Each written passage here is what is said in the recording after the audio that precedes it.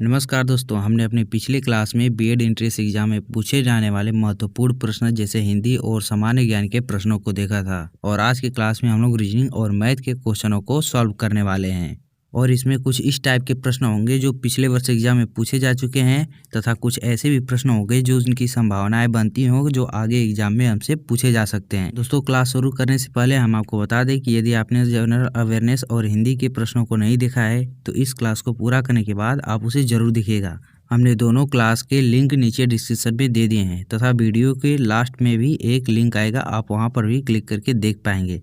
तो चलिए दोस्तों, शुरू करते हैं हम आज के अपने पहले प्रश्न के साथ। तो दोस्तों, हमारा पहला प्रश्न यहाँ पे कह रहा है, टाल का स्पीक के साथ एक खास संबंध है। इसी तरह ऑनेस्ट का संबंध ट्रूथफुल से वैसे ही है जैसे टाक का स्पीक के साथ है। और इसी तर्क का अनुसरण करते हुए हमें लिसन का संबंध क्या होगा, इन चारों शब्दों में से ये बताना है। ऑप्शन में हमारा दे रखा है ए नंबर का म्यूजिक, बी वाला ईयर्स, सी वाला हियर और डी वाला इग्नोर। जिस प्रकार से ये सब आपस में जुड़े हैं, ये लग रहा है कि एक दूसरे के पर्यायवाची हैं। तो यहाँ पर भी हमें लिसन का पर्यायवाची ढूंढना होगा। तो लिसन का पर्यायवाची यहाँ पर हियर होगा। लिसन माने भी सुनना होगा और हियर मतलब भी सुनना होगा। तो इसका सही आंसर यहाँ पर होगा सी वाला। इसके बाद देखते हैं हम लोग अपने सेकेंड नंबर क्वेश्चन को। दोस्तों, प्रश्न नंबर 2 और 3 के लिए यहाँ पर एक निर्देश दे दिया गया है। लिखा है, उस विकल्प को चुनिए जो अन्य तीनों विकल्पों से भिन्न है। दूसरे और तीसरे प्रश्न में हमें इनमें से कोई एक ऐसा शब्द चुनना है जो तीन से अलग है। तो देखिए, सबसे पहले यहाँ पर देखते हैं कुरुक्षेत्र। दूसरे वाले प्रश्न के लिए यहाँ पे देख रहे हैं हल्दी घाटी, सारनाथ और पानीपत। यहाँ पे आप नोटिस किए होंगे और इतिहास को पढ़े होंगे तो कुरुक्षेत्र एक युद्ध का मैदान है जहाँ पर महाभारत का युद्ध लड़ा गया था। हल्दी घाटी में भी महाराणा प्रताप ने युद्ध लड़ा था, ये भी एक युद्ध का मैदान है।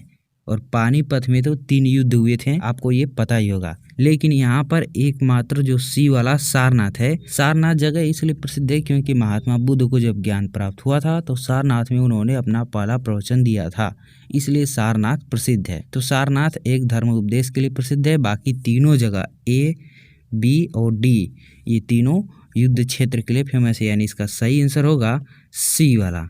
इसके बाद देखते हैं हम लोग अपने 3 नंबर प्रश्न को।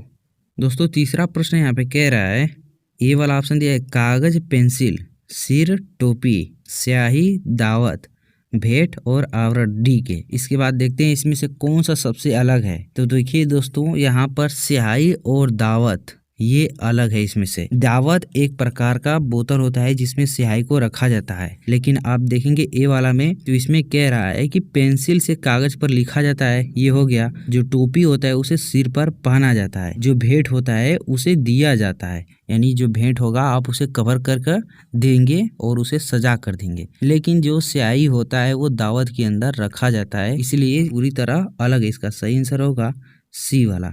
इसके बाद देखते हैं अपने 4 नंबर प्रश्न को। दोस्तों, अपने चौथे नंबर प्रश्न को देखते हैं। 4 नंबर का हमारा प्रश्न यहाँ पे कह रहा है, ए बराबर 5, बी बराबर 6, सी बराबर 7 और डी बराबर 8 हो तो 16, 5, 27, 29, 9, 22 और 23 अंकों का कौन सा शब्द बनेगा, हमें ये बता रहा है। तो मतलब ये प्रश्न दे दिया गया है। अब इन अंकों के माध्यम से हमें एक शब्द बनाना है, और वो कौन सा शब्द है, यहाँ पर चारों ऑप्शनों में से हमें ये देखकर बताना है। तो यहाँ पर जो प्रश्न दिया गया है इसको ध्यान से देखने पर पता चल रहा है कि जो भी इसमें हमारे अंग्रेजी के अक्षर दिए गए हैं उसको 4 अंक बढ़ा दिए गए हैं। जैसे आप ध्यान से यहाँ पर देखेंगे तो ए को 4 बढ़ाकर 5 लिखा गया है। बी का जो नंबर होता है वो 2 नंबर पे होता है, लेकिन इसमें 4 जोड़कर 6 कर दिया गया है। सी का जो नंबर होता है 3 होता है, लेकिन 4 जोड़कर 7 कर दिया गया है। इसी प्रकार 8 को भी डी में लिखा गया है। तो हम यहाँ पर जो लिखा है इन सब में से 4 को माइनस करेंगे और उसके बाद जो हमारा अंग्रेजी का वर्ड बनेगा वही हमारा बनेगा एक शब्द। तो चलिए देखते हैं। सबसे पहले 16 में से 4 माइनस करेंगे तो 12 आएगा। 5 में से 4 माइनस करेंगे तो 1 आएगा। 27 में से हम लोग 4 माइनस करेंगे तो हमारा 23 आएगा। और 29 में से 4 माइनस करेंगे तो 25 नंबर आएगा। 9 में से 4 माइनस करेंगे 5 आएगा। 22 में से 4 माइनस करेंगे 18 आएगा। 23 में से 4 माइनस करेंगे 19 आएगा। तो 12 नंबर पे हमारा आता है वो आता है यल। 1 नंबर पे आता है यहाँ पर ए, और यहाँ पर 23 नंबर पे हम लोगों का आता है डब्लू, और उसके बाद हमारा 25 नंबर पे वाई आता है और 5 नंबर पे ई आता है, 18 नंबर पे आर और 19 नंबर पे यस। तो हमारा यहाँ पर बी वाला ऑप्शन मैच कर रहा है LAWYERS।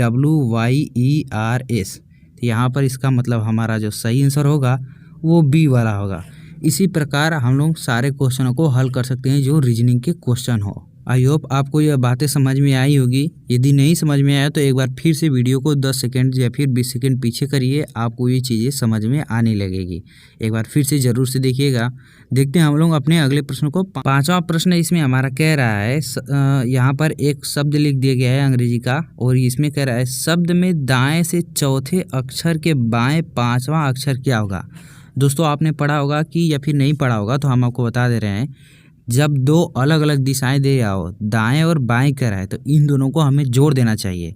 तो दाएं में 4 कहा है और बाएं में 5 कहा है, तो 4 और 5 जोड़ देंगे तो 9 कर रहा है। तो हमें जाना है यहाँ पर शुरू में जो पहला वाला रहेगा उसको लेकर चलेंगे। दाएं से हमें अब लेकर चलना है और कितने तक चलना है, 9 नंबर तक चलना है। तो यहाँ पर हम लोग दाएं से चलेंगे यानी यन से चलेंगे। यन से 9 नंबर हम लोग देखेंगे 1 2 3 4 5 6 7 8 9। तो यहाँ पर जो 9 नंबर पे आ रहा है वो आ रहा है यल। तो इसमें जो हमें खोजना था वो हमें यल को खोजना था और यल आ रहा है ए वाले ऑप्शन में। इसका मतलब इसका सही आंसर होगा ए वाला। ए वाला जो हमारा इसमें यल दे रहा है वो दाएं से चौथे अक्षर और बाएं से 5वां अक्षर हमारा होगा। इसका सही आंसर ए वाला। इसके बाद देखते हैं हम लोग अपने अगले प्रश्न को। तो दोस्तों हमारा 6वां नंबर का इसमें प्रश्न कह रहा है कि कुछ समीकरण किसी विशेष प्रणाली के आधार पर हल किए गए हैं। इसी आधार पर हल न किए गए समीकरण का सही उत्तर ज्ञात कीजिए। तो यहाँ पर 4 समीकरण दिए गए हैं, 1 2 3 4, और जो 4 नंबर का समीकरण है वो हल नहीं किए गए हैं। उसको हल हमें उसी प्रकार से करना है जिस प्रकार से हमें तीनों समीकरण को हल किया गया है। इसी प्रकार से हल करके आंसर प्राप्त करना है। तो आइए देखते हैं कि इन तीनों समीकरण को किस प्रकार से हल किया गया है। सबसे पहले देखेंगे 1 नंबर के। तो यहाँ पर इसका आंसर है 573। तो यहाँ पर क्या किया गया है कि सबसे पहले 5 को यहाँ पर लिखा गया है, उसके बाद यहाँ पर 7 को लिखा गया है और लास्ट में 3 को लिख दिया गया है। इस तरीके से इस समीकरण को हल किया गया है। दूसरे नंबर में देख रहे हैं यहाँ पर जो हमारा बीच में है 6 उसको लिख दिया गया है, फिर लास्ट वाले 3 को लिख दिया गया है, और जो 1 नंबर पहले का है वहाँ पर 8 को यहाँ पर लिख दिया गया है। फिर यही काम दोहराया गया है। यहाँ पर 7 को पहले लिखा गया है, 5 को लिखा गया है, 1 नंबर का जो है 3 को लिख दिया गया है। तो यही काम हम चौथे नंबर के समीकरण में करेंगे। सबसे पहले यहाँ पर 6 को लिखेंगे, 4 को लिखेंगे और लास्ट में यहाँ का 8 लिख देंगे। इसमें जो हमारा सही आंसर निकल कर आएगा वो होगा सी वाला। दोस्तों 7वां नंबर प्रश्न यहाँ पे कह रहा है दिए गए समीकरण को संतुलित करने तथा यहाँ पर एक स्टार बना दिया गया है। चिन्हों को प्रस्थापित करने के लिए गणितीय चिन्हों का सही क्रम समूह चुनिए। तो यहाँ पर कुछ निशान दे दिए गए हैं और यहाँ पर एक समीकरण दे दिया गया है, और यहाँ पर जो चारों ऑप्शन दिए गए हैं इन चारों ऑप्शनों को इस समीकरण में कौन से ऑप्शन को रखा जाए कि यह पूरी तरह से संतुलित हो जाए। देखिए कैसे इसको हल करेंगे। सबसे पहले 2 रखेंगे, फिर माइनस रखेंगे। हम लोग सी वाले ऑप्शन को ले रहे हैं, सी वाला ऑप्शन इसका सही होगा, इसलिए हम लोग डायरेक्ट ही इसको हल करेंगे। इसको ले रहे हैं, फिर 3 रखेंगे, फिर प्लस कर रहे हैं, इसके बाद 2 रखेंगे, गुणा कर रहे हैं 4 रखेंगे और बराबर 8 रखेंगे। अब जब इनको हल करेंगे तो हमारा आंसर 8 आ जाएगा। तो इसलिए हमारा यहाँ पर इसका सही आंसर होगा सी वाला। देखते हैं आपने 8 नंबर प्रश्न को। 8वां नंबर का हमारा प्रश्न कह रहा है दोस्तों यहाँ पर एप्रिसिएशन को एक कोड भाषा में ऐसे अंक लिख दिया गया है, तो उसी कोड भाषा में रिसेप्शन को किस प्रकार से लिखा जाएगा। तो इसमें ज़्यादा सोचने वाली बात नहीं है। आप देखेंगे कि ये जो रिसेप्शन है इसके सारे मीनिंग एप्रिसिएशन में आ जाएंगे। आर भी इसमें आपको मिलेगा रिसेप्शन में, जो इसमें अंक लिखे रहेंगे, जो रिसेप्शन में अंक लिखे रहेंगे और इसमें सारा इसमें से मैच करेंगे और आपको इसका आंसर प्राप्त हो जाएगा। तो चलिए देखते हैं इसका सही आंसर क्या होगा। 8 3 2 3 7 9 4 6 5। तो यहाँ पर दोस्तों इसका सही आंसर होगा बी वाला। तो इसके बाद देखते हैं हम लोग अपने अगले नंबर प्रश्न को। 9वां नंबर का हमारा प्रश्न यहाँ पे कह रहा है यदि कोर्स को यहाँ पर लिख दिया गया है और इसी तरह से लिखा गया है तो ब्रीथ को किस प्रकार से लिखा जाएगा। जिस प्रकार से यहाँ पर कोर्स को ऐसे लिख दिया गया है उसी प्रकार ब्रीथ को किस प्रकार से लिखा जाएगा। तो यहाँ पर दे दिया गया है उदाहरण। तो देखिए यहाँ पर आप ध्यान से देखिएगा, जो कोर्स है उसका उल्टा यहाँ पर लिख दिया गया है। ई पहले लिखा गया है, यस को लिखा गया है, फिर आर को लिखा गया है, फिर यू को लिखा गया है, फिर उसके बाद ओ को लिखा गया है, फिर सी को लिखा गया है। ठीक इसी प्रकार हम लोग भी ब्रीथ का उल्टा यहाँ पर देखेंगे। सबसे पहले एच कहाँ लिखा गया है, ये सभी ऑप्शनों में यहाँ पर एच लिख दिया गया है। उसके बाद देखते हैं टी किस में लिखा गया है, तो टी हमारा बी और सी में लिखा गया है। तो हम लोग बी और सी को अब लेकर चलेंगे और फिर इसके बाद ए को देखेंगे। तो यहाँ पर ए हमारा बी वाले ऑप्शन में मिल जा रहा है, इस यानी इसका सही आंसर होगा बी वाला। इसके बाद देखते हैं 10 नंबर प्रश्न को। दोस्तों 10वें नंबर प्रश्न को देखेंगे तो यहाँ पर एक कॉलम बना दिया गया है और कॉलम में हमें यहाँ पर कुछ भरना है और यहाँ पर जो भरेंगे इन दोनों को देखकर भरेंगे किस प्रकार से इसको भरा गया है। तो सबसे पहले इनको समझते हैं कि इनको कैसे भरा गया है। सबसे पहले हम लोग यहाँ पर देखेंगे 5 का वर्ग किया गया है और 4 का वर्ग किया गया है और यहाँ पर 5 का वर्ग आएगा 25, 4 का वर्ग आएगा 16। इन दोनों को जोड़ देंगे तो हमारा आ जाएगा 41। 7 का वर्ग करेंगे, 3 का वर्ग करेंगे, दोनों को जोड़ देंगे तो आएगा 58। इसी प्रकार 10 का वर्ग करेंगे और 2 का वर्ग करेंगे तो यहाँ पर आएगा 104। इसका सही आंसर होगा डी। इसके बाद देखते हैं 11 नंबर प्रश्न को। 11 नंबर का हमारा यहाँ पर प्रश्न कह रहा है, रमेश पूर्व की ओर 20 मीटर गया, फिर बाईं ओर मुड़ा और 15 मीटर चलने के बाद वह दाईं ओर मुड़कर 25 मीटर चला, फिर दाईं ओर मुड़कर वह 15 मीटर चला। रमेश की प्रारंभिक स्थान से कितनी दूरी है। तो यहाँ पर हमसे टोटली ये पूछा है रमेश एक स्थान से दूसरे स्थान तक कितना चला। तो क्वेश्चन में जैसे कह रहा है हम लोग सबसे पहले उस तरीके का मैप बनाते हैं। तो देखिए मान लीजिए ये एक बिंदु मैं ले रहा हूँ, यहाँ से कह रहा है वह बाईं ओर पूर्व की ओर 20 मीटर चला। तो यहाँ पर पूर्व की ओर से मैं 20 मीटर चला दे रहा हूँ। फिर इसके बाद कह रहा है बाईं ओर मुड़ा और 15 मीटर चला। तो यहाँ पर मैं इसे 15 मीटर चला दे रहा हूँ। फिर इसके बाद वह दाईं ओर मुड़ा, तो दाईं ओर मुड़ा और दाईं ओर मुड़कर वह 25 मीटर चला। फिर इसके बाद ये कह रहा है दाईं ओर मुड़कर वह चला है 15 मीटर। तो यहाँ पर इसको मैं 15 मीटर चला दे रहा हूँ। तो वो पूछ रहा है कि वो इस स्थान से और इस स्थान के बीच कितना दूरी है। तो यहाँ पर जो ऊपर 25 है तो इनके बीच की भी दूरी 25 ही होगी। तो हम लोग 20 और 25 को जोड़ दे रहे हैं, यानी टोटल हमारा आंसर आएगा 45। तो यहाँ पर इसका सही आंसर होगा डी वाला। इसके बाद देखते हैं अपने अगले प्रश्न को। 12 नंबर का हमारा प्रश्न यहाँ पे कह रहा है, एक व्यक्ति पूर्व की ओर चलता है, कुछ दूर चलने के पश्चात वह दाईं ओर मुड़ता है, कुछ दूरी चलने के पश्चात वह फिर अपने दाईं ओर मुड़ता है, कुछ दूर चलने के बाद अंत में वह अपने बाईं ओर मुड़ता है। अब वह किस दिशा में जा रहा है। तो यहाँ पर हमसे दूरी नहीं सिर्फ दिशा के बारे में पूछा है। तो दिशा को हल करने के लिए सबसे पहले हम यहाँ पर एक बिंदु मान लेते हैं। यहाँ पर बिंदु मानने के बाद हमसे ये कह रहा है कि वह इस तरह से सीधा चलता है पूर्व की ओर। फिर यहाँ पर इसके बाद हमसे वह कहता है दाईं ओर चला। दाईं ओर जाने के बाद वह कह रहा है वह जो व्यक्ति जा रहा है सीधा फिर दोबारा से दाईं ओर मुड़ जाता है। दाईं ओर मुड़ने के बाद वह चला है कुछ दूरी और फिर उसके बाद वह मुड़ जाता है और अपने बाईं ओर मुड़ता है। तो यहाँ पर अब पूछा है हमसे वह किस दिशा में जा रहा है। तो यहाँ पर यह होगा दक्षिण दिशा।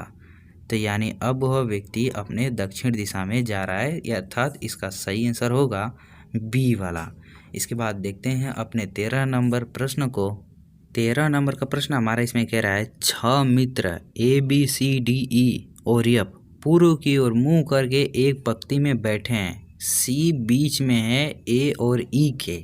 फिर कह रहा है B E के निकटतम दाएं है लेकिन D के बाईं ओर है। इसके बाद अगला बात कह रहा है इसमें F दाएं छोर पर नहीं है, बाएं छोर पर कौन है, हमसे ये पूछा है। पूछने का मतलब ये है कि ये सब बैठ गए हैं और बाएं छोर पर कौन सा व्यक्ति है। तो सबसे पहले हम लोगों ने प्रश्न को पढ़ लिया और प्रश्न के अनुसार हम लोग इन लोगों को बैठाएंगे। तो सबसे पहले हम लोग इसको इस प्रकार से बैठाएंगे। कह रहा है यहाँ पर कि C बीच में है A और E के। तो यहाँ पर हम लोग सबसे पहले लिखेंगे C और A और E के बीच में C बैठा हुआ है। फिर इसके बाद हमसे कह रहा है, इसके बाद जो इसमें अगली बात कर रहा है वो इसमें कह रहा है कि जो बी है वो ई के निकटतम दाएं लेकिन डी के बाईं ओर है। तो इसमें कहने का मतलब जो हम इसमें अब सिटिंग अरेंजमेंट इसका कर रहे हैं, तो इसमें सबसे पहले हम लोग बी को यहाँ पर लिखेंगे और डी के बाईं ओर तो यहाँ पर डी को लिख देंगे। अब यहाँ पर हम लोग देखेंगे कि एक मात्र एफ बचा है, तो इसमें साफ साफ कह दे रहा है कि एफ दाएं छोर पर नहीं है, यानी एफ यहाँ पर नहीं होगा। तो एफ जाहिर सी बात है कि अब सिर्फ यहाँ पर होगा। और प्रश्न में अब हमसे कह रहा है कि बाएं छोर पर कौन है, तो बाएं छोर पर कौन बैठा है हमसे ये पूछा है, तो बाएं छोर पर एफ बैठा है। इसका सही आंसर यहाँ पर होगा बी वाला। इसके बाद देखते हैं हम लोग अपने अगले नंबर प्रश्न को।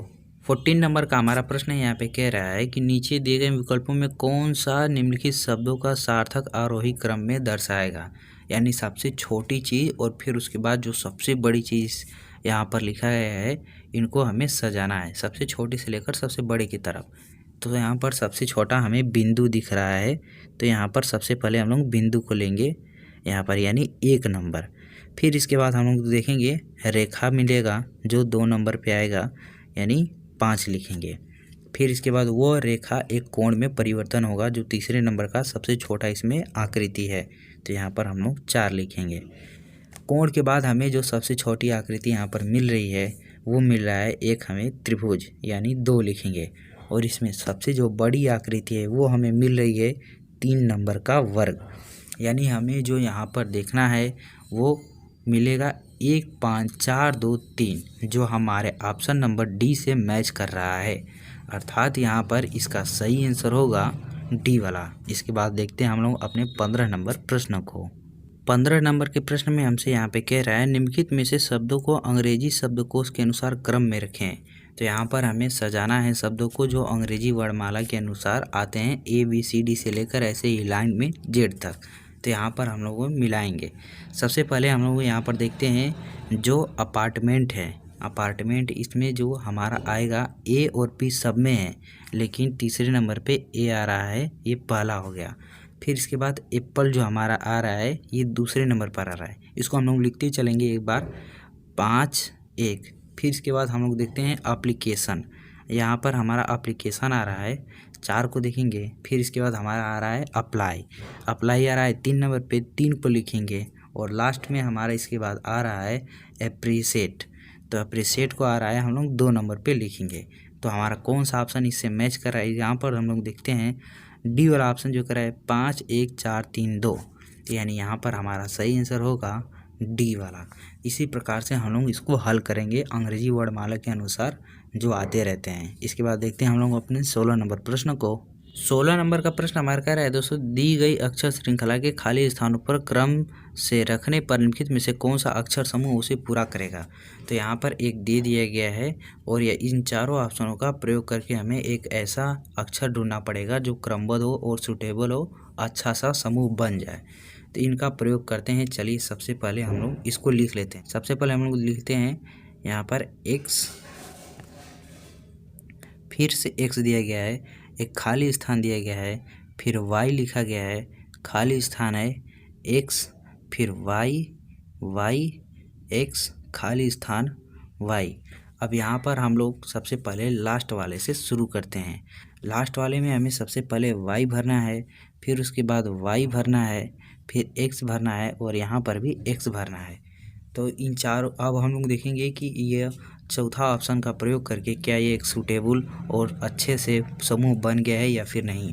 तो चलिए देखते हैं। y के बाद हमारे यहाँ पर x मिल रहा है डबल x, फिर double y, double x, double y, double x, फिर y। ये तो सही क्रमबद्ध बन गया कि double x, double y, double x, double y और लास्ट का एक एक छूट जा रहा है। ये देखिए लास्ट में y और शुरू में y आपस में मैच कर गए, इसलिए इनको छोड़ देते हैं। बीच का हमारा मैच अच्छे से कर गया है, यानी यहाँ पर जो हमारा सही ऑप्शन है, यहाँ पर सही ऑप्शन डी वाला होगा। इसके बाद देखते हैं अपने अगले प्रश्न को। 17 से 18 नंबर प्रश्न में हमारे एक क्वेश्चन दिया गया है और उसके सही अनुक्रम को पूरा करना है। तो किस प्रकार से हम लोग सही अनुक्रम को पूरा कर सकते हैं, आइए सबसे पहले प्रश्न को देखते हैं। प्रश्न 17 नंबर का दिया गया है, सी डी ई IJKNOP।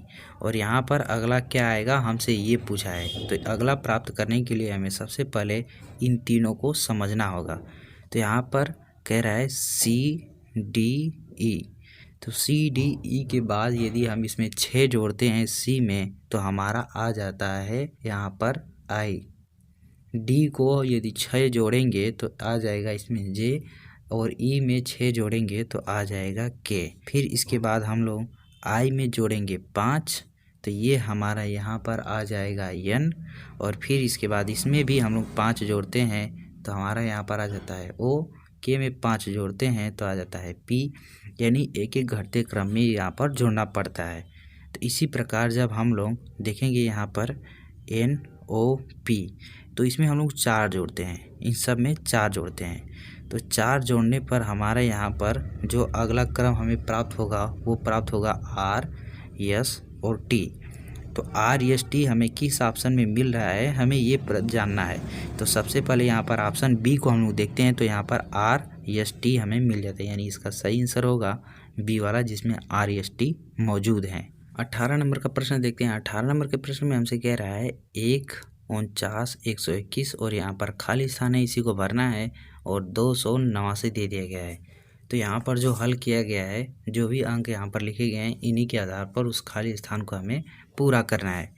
तो आइए समझते हैं सबसे पहले कि इस प्रकार से इसे हम लोग पूरा कर पाएंगे। एक ऐसी संख्या है जो स्वयं के अलावा किसी और से नहीं कट सकता। फिर इसके बाद यहाँ पर 49 लिखा गया है। 49 को आप देखें कि यह एक 7 का वर्ग है। 7 क्यों ही लिखा गया, 7 की इसलिए लिखा गया है कि 7 स्वयं के अलावा किसी और से नहीं कट सकता है। तो 7 का वर्ग 49, तो यानी उसका वर्ग करके लिख दिया गया है। एक का भी वर्ग कर सकते हैं यहाँ पर, लेकिन एक का वर्ग करने से कोई फायदा नहीं, क्योंकि एक का वर्ग एक ही होता है। फिर इसके बाद 7 के बाद यहाँ पर देखेंगे 121 लिखा गया है। 121 11 का वर्ग है, और 11 एक ऐसी संख्या है कि स्वयं के अलावा और एक के अलावा किसी से भी नहीं कटने वाला है। तो 11 का वर्ग होता है 121। तो यहाँ पर ये सारे चीज़ हम लोगों ने समझ लें। फिर 11 के बाद हम लोग का ऐसा कौन सा संख्या आता है जो स्वयं के अलावा किसी और से नहीं कर सकता, तो वो संख्या आता है 13। 13 का जो वर्ग होगा 169 होगा, जो स्वयं के अलावा 13 किसी और से नहीं कट सकता है, और इसका वर्ग यहाँ पर 169 आ गया। अर्थात हमें यहाँ पर बी वाला ऑप्शन में ये चीज़ दिख रहा है। इसका सही आंसर होगा बी वाला। और इसके बाद 13 के बाद हम लोग देखेंगे एक ऐसी संख्या जो किसी अब स्वयं के अलावा किसी और से ना कटे, तो 289 को भी प्राप्त कर लेंगे। वो होगा 17 का वर्ग, जो स्वयं के अलावा किसी और से नहीं कट सकता है। तो इसका सही आंसर इस प्रकार से हम लोग प्राप्त कर पाएंगे।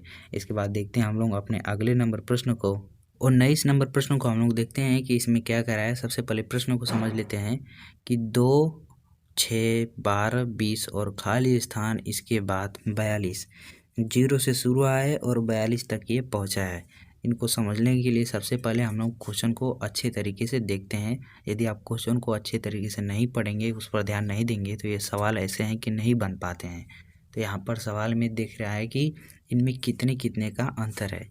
यहाँ पर 0 और 2 के बीच हम लोग को 2 का अंतर दिख रहा है। 2 और 6 के बीच हम लोग को 4 का अंतर दिख रहा है। 6 और 12 के बीच हम लोगों को 6 का अंतर दिख रहा है, और 12 और 20 के बीच हम लोग को 8 का अंतर दिख रहा है। यहाँ से हमको पता चल जाता है कि यह 2 के गुणांक हैं। 2, 4, 6, 8 और फिर इसके बाद 10, यानी 20 में हम लोग को 10 जोड़ना पड़ेगा। तो 20 में जब हम 10 जोड़ते हैं तो यहाँ पर हम लोग को मिलता है 30। 30 यहाँ पर हमारे बी वाले ऑप्शन में मौजूद है, यानी इस यहाँ पर हम लोग इसका सही आंसर देख पाएंगे, तो ये होगा बी वाला। अब यहाँ पर हम लोग को 10 जोड़ना है, उसके बाद 2 का अगला गुणांक आएगा 12, जो 30 आएगा। 30 में 12 को जोड़कर देखते हैं क्या वो 42 हमें प्राप्त होता है। तो जी हाँ, यदि आप 30 में 12 को जोड़ेंगे तो हमें 42 प्राप्त होगा, यानी यहाँ पर हमारे ये पूरी तरह से सही है, जो हमारा ऑप्शन बी वाला है। इसके बाद देखते हैं अपने अगले प्रश्न को। 20वां नंबर का जो हमारे यहाँ पर प्रश्न कह रहा है, इसमें हम लोगों को 2 चीज़ों को देखना है। यहाँ पर देखिए 2 चीज़ों को प्राप्त करना है, तो इसी श्रृंखला के माध्यम से इन दोनों चीज़ों को हम लोग प्राप्त कर पाएंगे। सबसे पहले देखिए टी में से 2 घटाकर आर लिखा है, आर में से 2 घटाया है तो पी आया है, पी में से 2 घटाया है तो एन आया है, एन में से 2 घटाया है तो यल आया है, और यल में से 2 घटाएंगे तो हमें मिलेगा जे, और जे में से 2 घटाएंगे तो हमें मिलेगा एच। यानी जे और एच किस ऑप्शन में है, हमें ये देखना है। तो यहाँ पर बी वाले ऑप्शन में आप देख पाएंगे कि जे और एच मौजूद है, अर्थात इसका सही आंसर होगा बी वाला। इसके बाद देखते हैं हम लोग अपने अगले प्रश्न को। 21 से 26 नंबर प्रश्न को हल करने के लिए यहाँ पर एक निर्देश लिख दिया गया है। दिए गए निर्देश विकल्पों से संबंधित शब्द अक्षर संख्या को चुनिए। इसी निर्देशों को ध्यान में रखते हुए हम लोग अपने आगे के प्रश्नों को जो 26 नंबर तक होंगे उनको हल करते हैं। तो देखिए, सबसे पहले 21 नंबर का प्रश्न में इसमें कह रहा है आर और टी जिस प्रकार से इन्हें हल किया गया है उसी प्रकार पी और आर को हल करके हम लोग को आंसर प्राप्त करना है।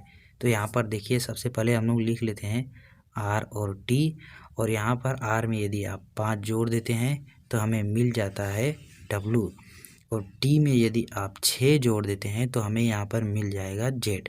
ठीक इसी प्रकार हम लोग यदि पी और आर को यहाँ पर लिख देते हैं, पी में 5 जोड़ेंगे और आर में 6 जोड़ेंगे तो हमें यहाँ पर जो अगला चीज़ प्राप्त होगा वो होगा यू और एक्स। यानी पी और आर के लिए जो हमें यहाँ पर आंसर मिल रहा है वो ए वाला मिल रहा है, अर्थात इसका सही आंसर आप देख पाएंगे ऑप्शन में ए वाला यू और एक्स। इसके बाद देखते हैं अपने अगले प्रश्न को। उसी निर्देशों का पालन करते हुए जिस प्रकार से हम लोगों ने 21 नंबर प्रश्नों को सॉल्व किया था उसी प्रकार से हम लोग 22 नंबर प्रश्नों को सॉल्व करेंगे, और यहाँ पर प्रश्न को लिख दिया गया है। इसमें एक चीज़ को हमें यहाँ पर प्राप्त करना है। किस प्रकार से प्राप्त करते हैं, सबसे पहले प्रश्नों को आइए समझते हैं। यहाँ पर ए, सी और एफ, ए, सी और एफ को लिख दिए हैं, और यहाँ पर जे, यल और यो को ओ को लिख दिया हमने। इनके बीच आप अंतर 2 का देखेंगे, इनके बीच आप अंतर 3 का देखेंगे, इनके बीच अंतर 4 का हम लोग प्राप्त कर पा रहे हैं। फिर यहाँ पर हम लोग 2 का अंतर देख पा रहे हैं, और इनके बीच हम लोग 3 का अंतर देख पा रहे हैं। तो ठीक इसी प्रकार हम लोग इसको हल करेंगे, इसी प्रकार का अंतर प्राप्त करते हुए। तो यू, डब्लू और जेड हमने लिख दिया। इनके बीच हमें 2 का अंतर, इनके बीच हमें 3 का अंतर। जेड के आगे जो 4 नंबर का होगा हम लोग उसको देखेंगे, तो वो आएगा अब डी। जेड के आगे अब हमें 4था नंबर पर डी प्राप्त होगा। डी के आगे जो हमें 2 प्राप्त होगा वो आएगा एफ, और एफ के आगे जो हमें 3 प्राप्त होगा वो आएगा आई। अर्थात यहाँ पर इसका जो सही आंसर निकल कर आएगा वो डी, एफ और आई आएगा। अर्थात यहाँ पर आप देख पाएंगे इसका डी वाले आंसर में आपको यहाँ पर डी, एफ और आई प्राप्त हो जा रहा है। इसका सही आंसर डी वाला। देखते हैं अपने 23 नंबर प्रश्न को। तो दोस्तों देखते हैं हम लोग अपने अगले 23 नंबर क्वेश्चन को। 23 नंबर का प्रश्न हमारा दोस्तों यहाँ पे कह रहा है कि एक यहाँ पर 27 दिया है, और यहाँ पर क्वेश्चन मार्क पूछ रहा है कि 27 की किस संदर्भ में यहाँ पर आएगा, और दूसरा यहाँ पर 125 और 25 दिया है, ये इसी के संदर्भ में यहाँ पर खाली स्थान को भरना है। तो ये इसको सबसे पहले क्वेश्चन को समझते हैं, फिर उसके बाद इसे हम लोग हल करते हैं। तो सबसे पहले हम लोग यहाँ पर देखते हैं कि जो 25 है, यहाँ पर जो हम आंकड़े निकाल पाते हैं यह 5 का वर्ग है, और 5 का जो क्यू है वो 125 है। ठीक इसी प्रकार हम लोग यहाँ पर करेंगे कि जो 3 का हमारा यहाँ पर वर्ग होगा वो 9 होगा, यहाँ पर 9 को भरेंगे, और 3 का जो हमारा क्यू होगा वो होगा 27। इसीलिए यहाँ पर हम लोग को जो यहाँ पर जगह मिलता है वो 9 को भरने का जगह मिलता है, तो इसका सही आंसर होगा बी वाला। इसके बाद देखते हैं हम लोग अगले क्वेश्चन को। 24 नंबर का प्रश्न हमारा यहाँ पर कह रहा है इसमें कि देखिए यहाँ पर 25 और 125 लिखा है, और इसी को समझकर हमें यहाँ पर जो क्वेश्चन मार्क पूछा है इसको भरना है। तो यहाँ पर सबसे पहले हम लोग देखते हैं, क्वेश्चन को समझने का प्रयास करते हैं। जो 25 आया है 125 के बटे यदि हम 5 कर देते हैं तो यहाँ पर भाग चला जाएगा और आंसर हमारा 25 आएगा। ठीक इसी प्रकार हम लोग जो 3125 है, अगर इसमें हम लोग 5 से भाग कर देते हैं तो हमारा आंसर यहाँ पर 625 आएगा, यानी इसका सही आंसर होगा बी वाला। इसके बाद देखते हैं हम लोग अपने अगले क्वेश्चन को। 25 नंबर का हमारा प्रश्न यहाँ पर कह रहा है इसमें विलोम शब्द को छांटना है। जिस प्रकार से यहाँ पर प्रेम लिखा है और उसके बाद यहाँ पर घृणा लिख दिया है, तो जो प्रेम का विलोम शब्द होता है वो होता है घृणा। ठीक इसी प्रकार मित्र का विलोम शब्द क्या होगा, हमें ये खोजना है। तो मित्र का जो विलोम शब्द होगा हमें ऑप्शन डी में दिख रहा है कि शत्रु होता है। तो मित्र का विलोम शत्रु, इसलिए इसका सही आंसर होगा डी वाला। तो इसके बाद देखते हैं हम लोग अपने 26 नंबर क्वेश्चन को। 26 नंबर का प्रश्न हमारा यहाँ पे कह रहा है कि एक क्वेश्चन दिया है निर्धनता और इसी के साथ यहाँ पर ज्वाइंट किया है बेरोजगारी को। फिर उसके बाद यहाँ पर दिया है अवरक्तता रक्तक्षीणता। तो यहाँ पर जो क्वेश्चन को हम लोग समझ पा रहे हैं, तो यहाँ पर दिया गया है बेरोजगारी के कारण किसी भी व्यक्ति को निर्धनता हो जाती है। व्यक्ति के पास कोई रोजगार नहीं रहेगा तो धन नहीं आएगा, धन नहीं आएगा तो वो निर्धन हो जाएगा। ठीक इसी प्रकार हमें ये पता करना है कि अवरक्तता यानी रक्तक्षीणता किस कारण से उत्पन्न होती है। यहाँ पर 4 ऑप्शन दिए गए हैं, चारों ऑप्शनों में से किसके कारण होता है हमें ये देखना है। सबसे पहले हम लोग देखते हैं ऑप्शन नंबर ए को। ऑप्शन नंबर ए कह रहा है कुपोषण। कुपोषण के कारण दोस्तों यही रोग है जिसके कारण अवरक्तता होती है। यदि व्यक्ति का सही से पालन पोषण नहीं होगा तो उसे अवरक्तता की कमी हो सकती है। इसके साथ देखते हैं हम लोग अपने अगले क्वेश्चन को। 27 नंबर के प्रश्न को हम लोग देखते हैं दोस्तों। यहाँ पे लिखा है 27 और 29 के क्वेश्चनों को यहाँ पर निर्देशित कर दिया गया है कि इस तरीके से हम लोग को क्वेश्चनों को सॉल्व करना है। देखिए, निम्नलिखित में से उसे चुनिए जो अन्य विकल्पों से भिन्न है। तो 27 से 29 के बीच 4 ऑप्शन दिए रहेंगे। चारों ऑप्शनों में से कौन सा एक ऐसा ऑप्शन रहेगा जो सबसे अलग रहेगा, उसे हमें छांटना है। नंबर 27 को हल करते हैं। ऑप्शन नंबर ए को देखते हैं। यहाँ पर कह रहा है बी, ई और एच दिया है। बी वाले ऑप्शन में सी, एफ, आई, डी, जी और जे। डी वाले में कह रहा है ई, एच और एल। तो इन सभी को देखने के बाद हमें लग रहा है कि एक एक के क्रम में आगे बढ़ रहे हैं। देखिए, जैसे ध्यान से हम लोग यहाँ पर देख पा रहे हैं तो यहाँ पर लिखा हुआ है, पहला क्रम में हम लोग पकड़ते हैं बी के बाद दूसरे में सी लिखा है, फिर यही सी जाकर तीसरे में डी बन गया और डी वाला यहाँ पर आकर ई बन गया। एक एक का क्रम यहाँ पर चेंज चल रहा है। फिर इसके बाद आइए बीच वाले को देखते हैं। ई के बाद यहाँ पर एफ, एफ के बाद यहाँ पर जी और जी के बाद यहाँ पर एच। लेकिन जो इसका अगला चेन हम लोग देखते हैं, यहाँ पर कह रहा है एच। तीसरा वाला जो चेन है हमारा एच से शुरू होता है। एच के बाद आई आ गया, आई के बाद यहाँ पर जे आ गया और जे के बाद हमारा आना चाहिए के। चौथे ऑप्शन में एल की जगह पर के होना चाहिए, लेकिन यहाँ पर एल लिख दिया है, इसलिए चौथा वाला ऑप्शन हमारा गलत है। और यही ऑप्शन हमें ढूंढना था कि कौन सा सबसे अलग है। तो यहाँ पर होना चाहिए एल की जगह पे के, लेकिन हो गया एल, यानी यही हमारा पूछ रहा है। इसका सही आंसर होगा डी। इसके बाद देखते हैं 28 नंबर क्वेश्चन को। 28 नंबर क्वेश्चन में यहाँ पर 4 ऑप्शन दिए गए हैं, ए, बी, सी और डी। यहाँ पर अंक दिए गए हैं। इन अंकों में हम लोग देखते हैं क्या भिन्नता है और क्या समानता है। 35 जो है कि वो कट सकता है 5 और 7 से। 37 एक और स्वयं के अलावा किसी से नहीं कटेगा। ठीक 23 भी ऐसा ही है, एक और स्वयं के अलावा किसी से नहीं कटेगा। और 19 भी एक और स्वयं 19 के अलावा किसी से नहीं कटेगा। लेकिन 35 एक, 5 और 7 से भी कट सकता है। यानी यहाँ पर साफ साफ पता चल रहा है कि जो 35 है वो भाज्य संख्या है और बाकी ये तीनों अभाज्य संख्या हैं। यहाँ पर हमें ढूंढना था ए वाले ऑप्शन को। इसका सही आंसर होगा ए वाला। इसके बाद देखते हैं हम लोग अपने अगले क्वेश्चन को। 29 नंबर का हमारा प्रश्न कह रहा है, जैसे हम लोगों ने 27 और 28 को हल किया था, ठीक उसी प्रकार इसे भी हल करेंगे। तो आइए देखते हैं इसमें सबसे पहले क्या देखते हैं। नदी ए वाले ऑप्शन में, बी में पर्वत, सी में बांध और डी में जंगल। तो इनमें जो सबसे अलग हम लोग देख पा रहे हैं, एक मानव निर्मित बातें हैं और एक प्राकृतिक बातें हैं। तो नदी जो है प्राकृतिक द्वारा बनती है और पर्वत भी प्राकृतिक द्वारा बनता है, जंगल भी प्राकृतिक द्वारा बनता है, लेकिन बांध है एक मानव निर्मित चीज है। प्राकृतिक कभी भी व्यक्ति को बांध बनाकर नहीं देगा कि लो भाई बिजली उत्पन्न कर लो इससे। व्यक्ति को खुद ही इसे बनाना पड़ेगा और खुद ही इसका यूज करना पड़ेगा। इसके बाद देखते हैं अगले प्रश्न को।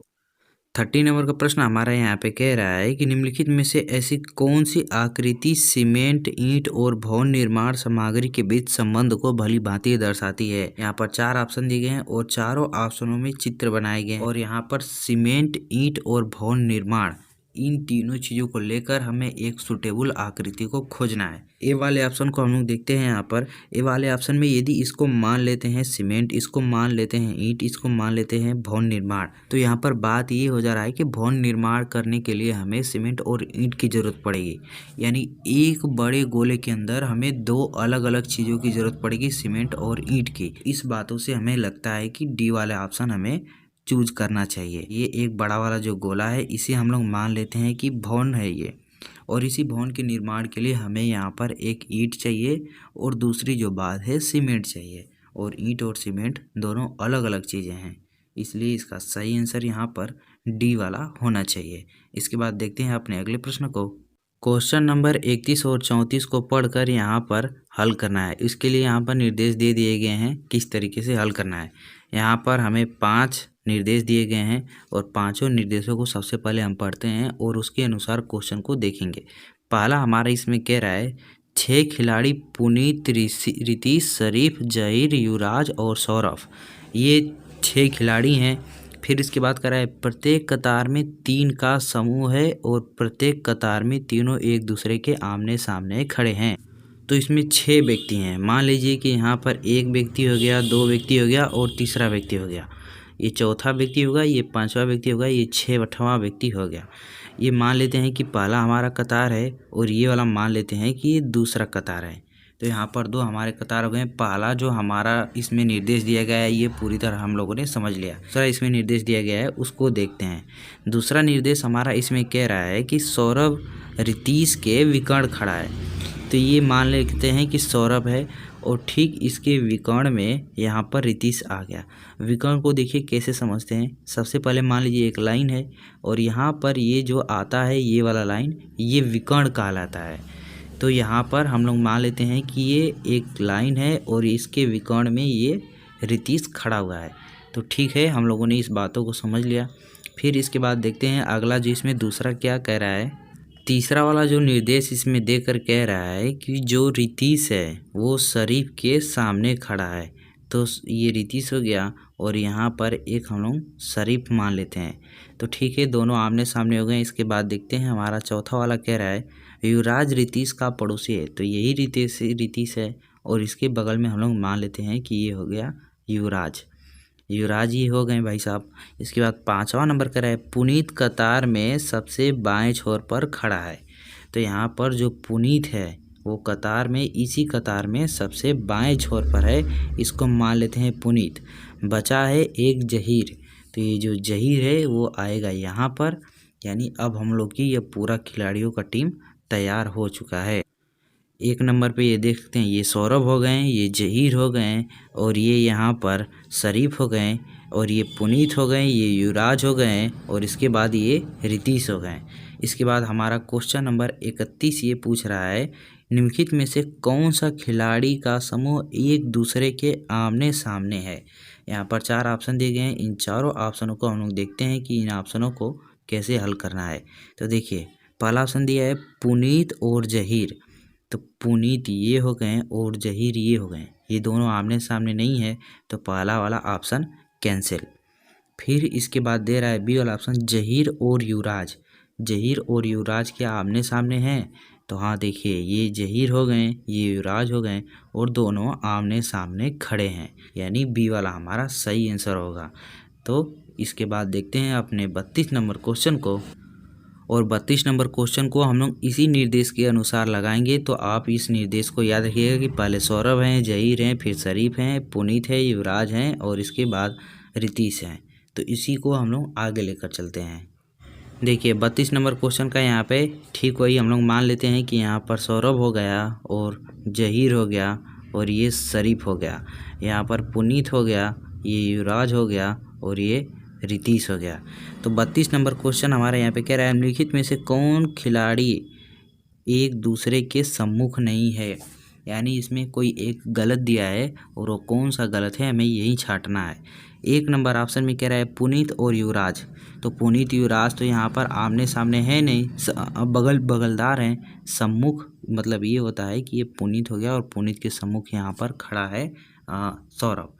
तो ये गलत है और इसी को हमें ढूंढना था। और भी ऑप्शनों को हम लोग चेक कर लेते हैं। तो यहाँ पर बी वाले ऑप्शन में कह रहा है सौरभ और पुनीत। ये हो गया सौरभ, ये हो गया पुनीत, ये दोनों तो एक दूसरे के सम्मुख है, मतलब मुंह करके एक दूसरे के सामने खड़े हैं। तो ये तो सही हो गया। सी वाला ऑप्शन युवराज और जहीर। तो ये जहीर हो गया, ये युवराज हो गया, ये दोनों भी एक दूसरे के सामने मुँह करके खड़े हैं। और इस डी वाले ऑप्शन को देख लेते हैं शरीफ और ये हो गए रितीश और शरीफ, ये दोनों एक दूसरे के आमने सामने मुँह करके खड़े हैं। केवल पुनीत और युवराज एक दूसरे के आमने सामने मुख करके खड़े नहीं हुए बल्कि एक दूसरे के पड़ोसी के रूप में खड़े हुए हैं। यानी यही वाला हमारा गलत था और इसी को हमें छांटना था। इसका सही आंसर यहाँ पर निकल कर आएगा ए वाला। इसके बाद देखते हैं अपने 33 नंबर क्वेश्चन को। 33 नंबर प्रश्न यहाँ पर दिया गया है, वही निर्देश है, उसी निर्देश के अनुसार हमें यहाँ पर क्वेश्चन को सॉल्व करना है। प्रश्न हमारा यहाँ पे कह रहा है, अगर पुनीत तथा रितीश अपने स्थान आपस में अदल बदल कर ले तो रितीश के ठीक बाईं ओर कौन होगा। तो यहाँ पर ये हो गया, पुनीत को हम यहाँ पर लिख दे रहे हैं और रितीश को यहाँ पर हम लोग आर लिख दे रहे हैं। तो अब यहाँ पर ये उल्टे आ गए, एक दूसरे के अलग अलग स्थान को पकड़ लिए। तो कह रहा है कि जो रितीश है इसके बाईं ओर यानी इस साइड कौन खड़ा है। तो हम लोग देख पा रहे हैं कि अब रितीश के इधर बाईं ओर साइड और कोई नहीं खड़ा है, अर्थात यहाँ पर इसका सही आंसर होगा डी वाला, क्योंकि रितीश के आगे अब इधर बाईं साइड और कोई नहीं खड़ा है। इसके बाद देखते हैं अपने 34 नंबर क्वेश्चन को। वही पुराने निर्देशों के अनुसार हमें 34 नंबर क्वेश्चन को सॉल्व करना है और इसमें कह रहा है, नीचे दिए गए कथनों में से कौन सा कथन सत्य है, हमें ये पता करना है। तो यहाँ पर 4 बातें लिखी गई हैं, चारों बातें में से कौन बातें सही है, हमें उस बात की जांच करनी है। पहले वाले में यहाँ पर कह रहा है कि जो पुनीत है वो शरीफ के बाईं ओर खड़ा है। तो यहाँ पर आप देख पा रहे हैं कि शरीफ यहाँ पर है और पुनीत यहाँ पर है। तो शरीफ के बाईं ओर तो यहाँ पर जहीर है और पुनीत जो है युवराज के बाईं ओर खड़ा है, अर्थात ये पहला वाला जो ऑप्शन दिया गया है यह गलत है। इसके बाद देखते हैं अपने बी वाले ऑप्शन को, जो पुनीत है वह युवराज के दाईं ओर खड़ा है। तो ये पुनीत है और ये युवराज है, तो यही ये पुनीत युवराज के दाईं ओर नहीं बल्कि बाईं ओर खड़े हैं, क्योंकि दाईं ओर में तो यहाँ पर रितीश हैं, अर्थात बी वाला ऑप्शन भी गलत है। इसके बाद देखते हैं जो हमारा सी वाला ऑप्शन यहाँ पे कह रहा है, जहीर युवराज के दाईं ओर है। तो ये भी पूरी तरह से गलत है, क्योंकि जो यहाँ पर जहीर है वो युवराज के बिल्कुल सम्मुख में खड़े हैं, पूरी तरह से ये भी गलत है। इसके बाद देखते हैं हम लोग अपने डी वाले ऑप्शन को। डी वाला ऑप्शन यहाँ पे हमारा कह रहा है, पुनीत युवराज के बाईं ओर है। तो जो पुनीत है यहाँ पर, ये पुनीत है और ये है युवराज, तो युवराज के बाईं ओर यहाँ पर पुनीत खड़े हैं। ये वाला ऑप्शन पूरी तरह सही है। यहाँ पर 34 का ये जो निर्देश वाला क्वेश्चन था ये समाप्त होता है। देखते हैं अपने 35 नंबर क्वेश्चन को। 35 नंबर क्वेश्चन में हमसे एक आकृति दे दिया है हमें और ये इसमें पूछ रहा है कि कितने त्रिभुज हैं। तो यहाँ पर त्रिभुजों को हमें गिनना है कि कितने त्रिभुज हैं। ये देखते हैं यहाँ पर 1 2 3 4 5 6 7 और 8 छोटे छोटे यहाँ पर हम लोगों ने टोटल 8 त्रिभुजों को खोज लिया है। फिर इसके बाद देखते हैं हम लोग यहाँ पर कुछ बड़े त्रिभुज को खोजते हैं। ये हो गया 1 8 वहाँ पर हमने खोज लिया है, ये बड़ा वाला 1 हमने खोजा और ठीक इसी के सामने ये दूसरा खोजा और फिर इसी के बाद यहाँ पर हम लोगों ने ये एक तीसरा त्रिभुज खोजा और इसी के ठीक सामने ये हम लोगों ने चौथा त्रिभुज खोजा। यहाँ पर हमें 8 4 12 त्रिभुज मिले और इसके बाद रुकिए हम लोग और त्रिभुज को यहाँ पर देखते हैं। इसके बाद जो हमें यहाँ पर अगला त्रिभुज दिख रहा है, यहाँ पर आप देख पा रहे होंगे कि ए और यहाँ पर ऐसे जाकर ये वाला त्रिभुज मिल जा रहा है और ठीक इसी प्रकार ये वाला यहाँ पर हमें त्रिभुज मिल रहा है, ये भी मिल रहा है, ये भी मिल रहा है, यानी टोटल यहाँ पर हमें मिल रहे हैं 4 त्रिभुज। ये वाला 8 था, यहाँ पर भी हमें 4 त्रिभुज मिल जा रहे हैं, यानी +4 और करेंगे, टोटल यहाँ पर हमें 16 त्रिभुज मिल गए। यहाँ पर ऑप्शन ए वाला बिल्कुल सही है, यहाँ पर इसमें 16 त्रिभुज हैं। देखते हैं अपने अगले क्वेश्चन को। 36 नंबर प्रश्न हमारा यहाँ पे कह रहा है, दिए गए अक्षरों का प्रयोग कर केवल एक ही विकल्प ऐसा है जो दिए गए शब्दों से बनाया जा सकता है, उस विकल्प को ज्ञात कीजिए। यहाँ पर एक शब्द दिया गया है, इस शब्द के द्वारा इन चारों ऑप्शनों में से कौन सा वर्ड बनाया जा सकता है, कौन सा शब्द बनाया जा सकता है, हमें ये पता करना है। तो सबसे पहले हम लोग अपने ऑप्शन नंबर ए से शुरू करते हैं इस वर्ड को लेकर। ऑप्शन नंबर ए में देखते हैं, इसमें डी है, ठीक है, यहाँ पर भी डी दिया गया है। दूसरे नंबर पर ई है, इसमें भी ई दिया गया है। सी है और सी दोनों में दिया गया है। यहाँ इसमें आई है, ऊपर भी आई, मतलब ये दोनों एक समान पूरी तरह से मैच करें। जो वर्ड इसमें एक एक अक्षर जो ऑप्शन ए में दिए गए हैं वो सभी अक्षर यहाँ पर दिए गए हैं, तो ये पहला वाला बन सकता है। इसके बाद देखते हैं इसी को लेकर दूसरे वाले में, यहाँ पर बी वाला ऑप्शन हमारा, और इस वर्ड को लेकर देखते हैं। बी वाले ऑप्शन में जो हमारे सबसे पहले निगाह यहाँ पर पहुँचा है यम में, यम इसमें नहीं दिया गया है, जबकि बी वाले ऑप्शन में यम लिखा है, यानी ये तो गलत हो गया भाई, क्योंकि इसमें यम नहीं रहना चाहिए, और यम रहेगा तो इसमें नहीं है, तो ये पूरी तरह से गलत होगा। सी वाले ऑप्शन को हम लोग यहाँ पर देखते हैं। सी वाला ऑप्शन हमारे यहाँ पर दिख रहे हैं कि आर आ गया है, इसमें सी वाले ऑप्शन में यहाँ पर आर आ गया है, तो आर इसमें तो नहीं दिया है, जबकि सी वाले ऑप्शन में आर दिया है, यानी ये भी गलत हो गया। डी वाले ऑप्शन को अब देखते हैं। डी वाला ऑप्शन यहाँ पर हमारा इसमें दिया है यू, यू इसमें दे दिया गया है, जबकि यू इसमें नहीं दिया गया है, यानी इसमें भी कहाँ से यू हो गया है, यानी डी वाला ऑप्शन भी पूरी तरह से गलत है। तो इन चारों ऑप्शनों में से जो एक वर्ड बनाया जा सकता है परफेक्टली, वो ए वाले को बनाया जा सकता है। इसका सही आंसर होगा ए वाला। देखते हैं अपने नेक्स्ट क्वेश्चन को। यहाँ पर 37 नंबर प्रश्न में कह रहा है क्वेश्चन, ए का अर्थ है जोड़ना, बी का अर्थ है घटाना, सी का अर्थ है गुणा और डी का अर्थ है भाग। तो यहाँ पर एक समीकरण दिया गया है, इस समीकरण को हल करना है, और हल करने के बाद जो यहाँ पर आंसर आएगा इन्हीं ऑप्शनों में से छांट कर बताना है कौन सा आंसर सही आएगा। तो चलिए देखते हैं। सबसे पहले शुरू करते हैं समीकरण को लेकर। ए का मतलब हो गया जोड़ना। हम लोग समीकरण को यहाँ पर लिख लेते हैं 18, फिर इसके बाद दिया है 14, फिर यहाँ पर लिखा है 6, 16 और फिर 4। तो यहाँ पर सी दिया है, और सी का मतलब हमें यहाँ पर बताया है गुणा, तो यहाँ पर हम लोग गुणा लिख दे रहे हैं।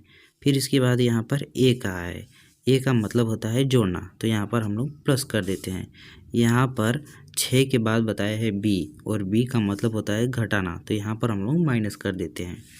16 के बाद यहाँ पर डी लिखा है, और डी का अर्थ होता है भाग, तो यहाँ पर हम लोग भाग का निशान दे देते हैं। और जब आप इसको हल करेंगे तो आपका आंसर आएगा 254। यहाँ पर जो सही आंसर निकल कर आएगा वो आएगा बी वाला, इसका सही आंसर बी होगा। देखते हैं हम लोग अपने अगले क्वेश्चन को। 38 नंबर का प्रश्न हमारे यहाँ पर दिया गया है, लिखा है ए बी सी डी और ई 5 नदियाँ हैं। पांचों नदियों के बारे में अब यहाँ पर हमें ध्यान से देखना है। क्या करा है, जो ए है वह बी से छोटी नदी है, तो यहाँ पर जो बड़ा रहेगा उसे हम लोग लिखेंगे इस साइड, और जो छोटा रहेगा हम लोग उसे लिखेंगे इस साइड। तो कह रहा है जो ए है वो बी से छोटी नदी है, तो बी को हम लोग लिखेंगे यहाँ पर, और ए को लिखेंगे हम लोग यहाँ पर। छोटा वाला हम लोग इस साइड लिख रहे हैं, ठीक है। इसके बाद देख रहे हैं कि हमें कह रहा है मगर ई से लंबी है, तो जो हमारा ई से लंबी नदी इसमें कह रहा है वो ए के लिए कह रहा है। जो है ए वो बी से छोटा है लेकिन ई से लंबा है। इतनी बातें हम लोग एक लाइन में समझ गए। फिर इसके बाद कह रहा है सी सबसे लंबी नदी है, यानी कि इस कतार में सबसे बड़ा नदी हमें यहाँ पर सी को लिखना है।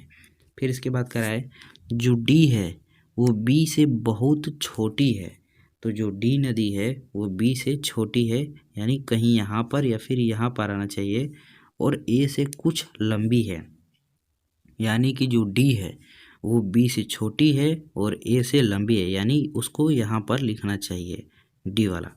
अब हमसे पूछा है यहाँ पर सबसे छोटी नदी कौन सी है, तो सबसे छोटी नदी यहाँ पर हम लोग लिखे हैं ई वाले को, इस साइड हमने सबसे छोटा नंबर को लिखा है, तो ई यहाँ पर सबसे छोटी नदी है, अर्थात यहाँ पर हमारा सही आंसर होगा डी वाला।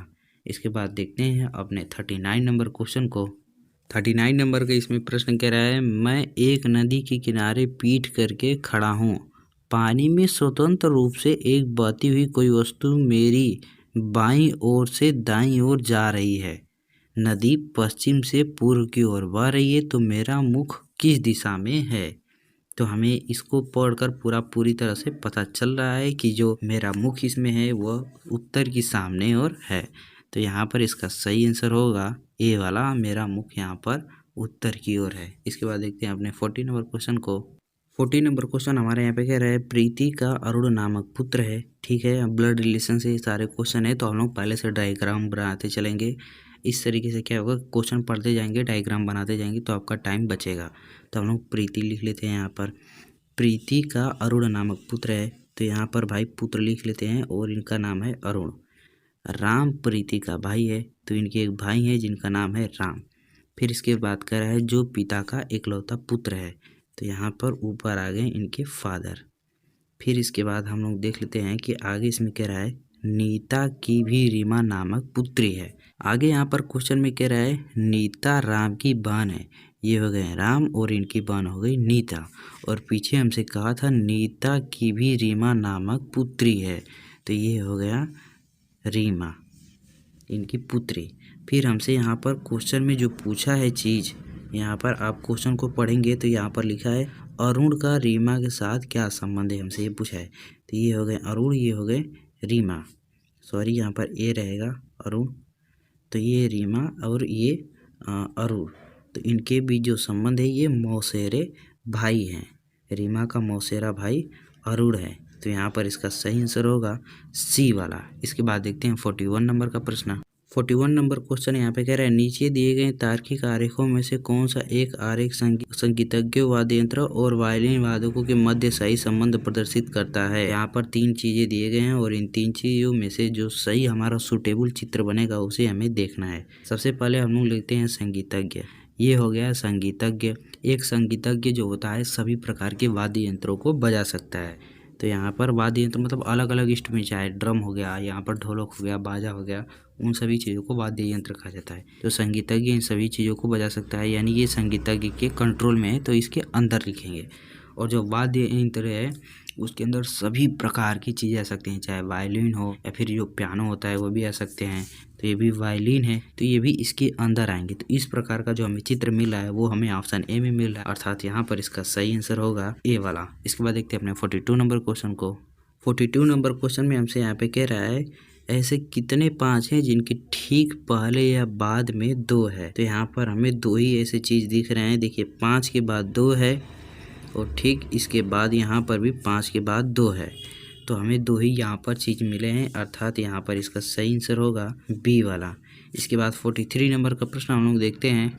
इसमें कहा है कि दी गई श्रृंखला संख्या में श्रृंखला दी गया है और गलत शब्द को हमें चुनना है। यहाँ पर सबसे पहले जो हम लोग को देखेंगे 0 से शुरू करते हैं। देखिए 0 जो है वो 1 का वर्ग करेंगे और फिर उसमें से 1 घटा देंगे। देखिए जैसे 1 का वर्ग हुआ बराबर 1 आया, 1 में से फिर -1 करेंगे तो 0 आ गया। तो ठीक है भाई, पहला वाला 0 हो गया। दूसरा वाला देख रहे हैं कि 2 का वर्ग हम लोग करते हैं और यहाँ पर इसी में से हम लोग 2 को घटा देते हैं। 43 नंबर का प्रश्न हमारा इसमें कह रहा है, देखिए दी गई श्रृंखला संख्या श्रृंखला है और गलत शब्द को चुनना है। सबसे पहले हम लोग 0 को देखते हैं, जो 0 हमारा आएगा, देखिए 1 का हम लोग क्यूब करते हैं तो ये आएगा 1 ही, और 1 में से 1 माइनस करेंगे तो ये आएगा 0।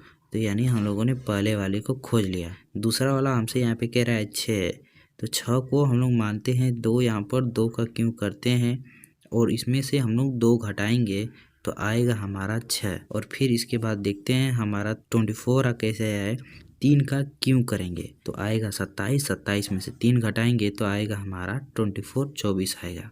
फिर इसके बाद देखते हैं हमारा यहाँ पर 50 के लिए हम लोग देखते हैं, 50 के लिए हम लोग 4 का क्यूब करते हैं तो आएगा हमारा 64, 64 में से 4 माइनस करेंगे तो आएगा हमारा 60, और लेकिन यहाँ पर लिख दिया है 50, अर्थात यही वाला गलत है, इसी को हमें खोजना था। ऑप्शन नंबर बी में ये चीज़ मिल जा रहा है। आगे का क्रम यदि आपको ऐसे ही देखना है तो यहाँ पर 120 है, 120 को आप देख पाएंगे यहाँ पर, ये हो गया 5 का क्यूब जो आएगा 125, 125 में से 5 माइनस करेंगे तो आएगा 120। 210 प्राप्त करने के लिए ठीक ऐसे ही आप 6 का वर्ग करेंगे तो 216 आएगा, सॉरी 6 का क्यूब करेंगे तो 216 आएगा, 6 घटाएंगे तो 210 हो जाएगा। इसके बाद देखते हैं अपने अगले क्वेश्चन 44 नंबर को। 44 नंबर का यहाँ पर क्वेश्चन कर रहा है, एक आकृति दे दिया गया है और इसे हल करना है। सबसे पहले हम लोग 4 को उठाते हैं, 4 यहाँ पर लिख दिया गया है।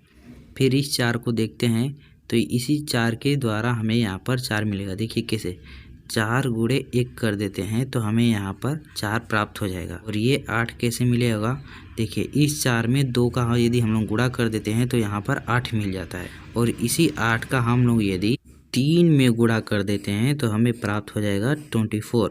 24 का यदि हम लोग 4 में गुणा कर देते हैं तो प्राप्त हो जाएगा 96, और 96 का 5 में गुणा कर देते हैं तो हमें 480 प्राप्त होगा 480, और 480 का गुणा करेंगे हम लोग 6 में तो हमें प्राप्त होगा 2880, जो हमारे ऑप्शन नंबर सी में मैच कर रहा है। और 2880 का गुणा हम लोग यदि 7 बार में करेंगे तो हमें ये वाली संख्या प्राप्त हो जाएगी, अर्थात यहाँ पर जो हमें आंसर खोजना था वो सी वाले ऑप्शन को खोजना था, इसका सही आंसर होगा सी। ठीक इसी प्रकार के आप क्वेश्चन को सॉल्व कर सकते हैं। ज़्यादा क्वेश्चन हार्ड नहीं आते हैं, आपकी सिर्फ प्रैक्टिस की ज़रूरत है। देखते हैं हम लोग अपने अगले क्वेश्चन को। 45 नंबर कैलेंडर से संबंधित है और इस कैलेंडर में जो क्वेश्चन दिया गया है, कह रहा है यदि परसों शनिवार है, यहाँ पर हम लोग लिख देते हैं शनिवार। शनिवार हम लोगों ने लिख लिया और फिर इसके बाद कह रहा है कि आज का दिन प्राप्त करने के लिए इसमें से हम लोग 2 घटा देंगे। तो परसों में से 2 दिन घटाएंगे तो आज का दिन हमें प्राप्त हो जाएगा। तो कल से 3 दिन पहले, कल से मतलब -1 और फिर कह रहा है 3 दिन, तो यहाँ पर -3 कौन सा दिन था? तो हमें यहाँ पर इसको हल कर लेते हैं। यहाँ पर शनिवार लिख देंगे, शनिवार, और इसको हल करेंगे तो आएगा -6। यहाँ पर शनिवार में से 6 दिन जब हम लोग घटाएंगे तो हमारा यहाँ पर निकल कर आएगा रविवार। यहाँ पर जो हमें सही आंसर खोजना था वो था डी वाला। इसका सही आंसर यहाँ पर डी निकल कर आ रहा है। इसके बाद देखते हैं हम लोग अपने अगले क्वेश्चन 46 को। 46 नंबर प्रश्न हमारा कह रहा है ए बी की आयु से 3 गुना बड़ा है। 4 वर्ष पहले सी की आयु ए की आयु से 2 गुनी थी। फिर कह रहा है 4 वर्ष बाद ए 31 वर्ष का हो जाएगा तो बी और सी की वर्तमान आयु क्या है, हमसे ये पूछा है। बी और सी का वर्तमान आयु हमसे पूछा है। सबसे पहले इसको हल करने के लिए हमें ए का वर्तमान आयु प्राप्त करना होगा। ए यहाँ पर लिख लिए, इसमें से यदि हम लोग 4 घटा देते हैं तो आएगा 27। ए का हमें जो वर्तमान आयु प्राप्त हुआ वो आ गया 27, क्योंकि 4 वर्ष बाद 31 वर्ष का हो जाएगा। 31 में से 4 घटा तो आ गया 27 जो ए का वर्तमान आयु। फिर इसके बाद जब हमसे कह रहा है कि ए 3 गुना है बी का, तो इसी 27 में यदि हम लोग 3 का भाग देते हैं तो हमारा बी का वर्तमान आयु 9 वर्ष प्राप्त हो जाएगा। यानी टोटल यहाँ पर जो हम बात समझ पा रहे हैं, ए का वर्तमान आयु 27 है और बी का वर्तमान आयु जो निकल कर आ रहा है वो है 9। तो यहाँ से तो हम लोगों ने एक क्वेश्चन को सॉल्व कर लिया कि बी की जो आयु आ रही है वो 9 वर्ष आ रही है। अब बचा है सी, तो सी को हल करने के लिए हम लोग यहाँ पर 4 को ही उठाएंगे। तो ए का हम लोग 4 वर्ष पहले क्या आयु था इसको प्राप्त करते हैं। वर्तमान में उसका आयु 27 वर्ष है, तो 4 वर्ष पहले इसका आयु क्या था वो है 23 वर्ष। फिर इसके बाद कह रहा है 4 वर्ष पहले सी का आयु क्या था, तो यहाँ पर 23 में से इसका 2 गुणा कर देंगे तो जो हमारा आंसर निकल कर आएगा वो 46 होगा। तो सी का जो 4 वर्ष पहले आयु था वो था 46 वर्ष। क्योंकि हमसे कहा है कि ए का 2 गुना है सी, इसलिए हमने यहाँ पर 2 का गुणा कर दिया। तो यहाँ पर आप देख रहे हैं कि सी की जो आयु है वो ए की 2 गुनी है, इसीलिए हमने 2 का गुणा किया है। फिर इसके बाद कह रहा है हम लोगों ने ये 4 वर्ष पीछे का आयु प्राप्त किया है, तो इसमें 4 जोड़ देंगे तो जो हमारा आंसर निकल कर आएगा वो है 50। तो 2 ही चीज़ हमसे पूछा है, वर्तमान आयु बी और सी का। तो बी और सी का वर्तमान आयु 9 वर्ष और 50 वर्ष निकल कर आ रहा है। तो जो हमारा ये आंसर मैच करेगा वो आंसर सी से मैच करेगा। इसका सही आंसर सी। बी की वर्तमान आयु 9 वर्ष और जो सी का वर्तमान आयु होगा वो 50 वर्ष। इसके बाद देखते हैं अपने अगले क्वेश्चन को। 47 नंबर का प्रश्न हमसे यहाँ पे कह रहा है निम्नलिखित में से कौन सा दिन शताब्दी का अंतिम दिन नहीं होगा। तो ऑप्शन नंबर डी का जो शनिवार है वो किसी भी शताब्दी का अंतिम दिन नहीं होता है। इसके बाद देखते हैं 48 नंबर क्वेश्चन को। क्वेश्चन नंबर 48, 49 और 50 को हल करने के लिए यहाँ पर निर्देश दिए गए हैं और इसी निर्देशों का पालन करते हुए हमें इन सारे क्वेश्चन को हल करना है। सबसे पहला निर्देश देखते हैं, A B C D E तथा एफ एक षष्ठाकार मेज के 6 कोने पर बैठे हुए हैं तथा केंद्र की ओर देख रहे हैं। बी में कह रहा है ए बी के दाएं दूसरा है, ए तथा ई के बीच में एफ नहीं बैठा हुआ है।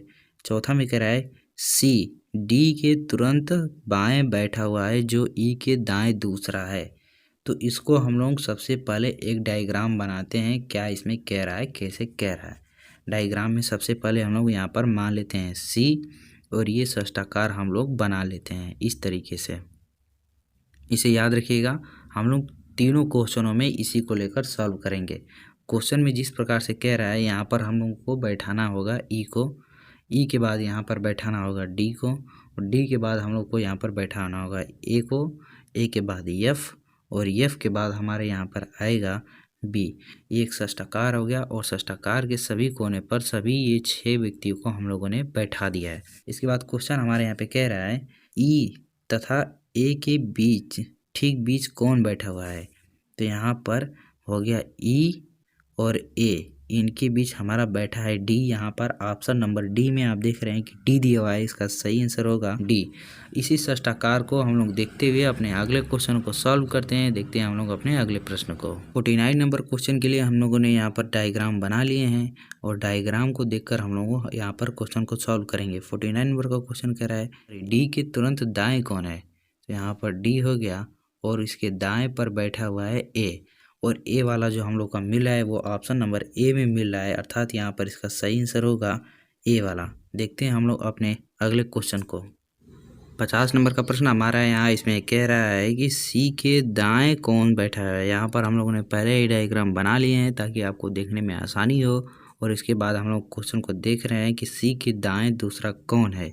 तो यहाँ पर सी हो गया और सी के जो दाएं हम लोग के दूसरा नंबर का बैठा हुआ है वो ऑप्शन नंबर ए में एफ बैठे हुए हैं। तो यहाँ पर इसका जो सही आंसर निकल कर आएगा वो होगा ए। यहाँ पर सी हो गया और सी का ये एक पहला और ये एक दूसरा दाएं नंबर पर बैठा है। ये हो गया दायां साइड और ये हो गया बायां साइड। तो ये इसी प्रकार से हम लोग को क्वेश्चन को सॉल्व करना था। तो हम लोगों ने यहाँ पर टोटल 50 क्वेश्चन को सॉल्व किए हैं, जिसमें रीजनिंग और मैथ के बेहतरीन क्वेश्चन थे, और तथा इसमें से कुछ ऐसे भी क्वेश्चन हम लोगों ने अटेम्प्ट किए हैं जो पिछले साल एग्जाम में आए हुए थे, और कुछ नए क्वेश्चन को भी यहाँ पर इंक्लूड किया गया है।